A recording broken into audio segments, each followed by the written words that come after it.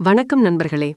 தமிழக அரசியல் வட்டாரத்தில் இன்று பெரும் பரபரப்பை ஏற்படுத்திய ஒரு செய்தி.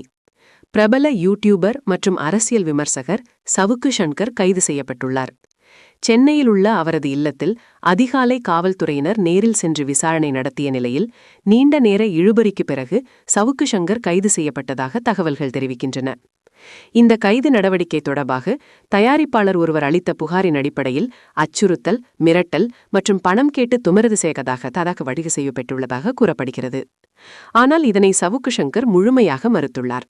தான் பேசிய கருத்துகளுக்காகவே பழிவாங்கும் நடவடிக்கையாக இந்த வழக்கு தொடரப்பட்டுள்ளதாக அவர் தெரிவித்துள்ளார்.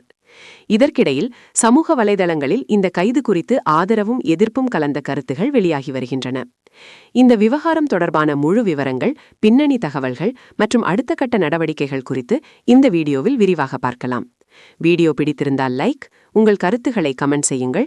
இன்னும் இதுபோன்ற முக்கிய செய்திகளுக்காக சேனலை சப்ஸ்கிரைப் செய்ய மறக்க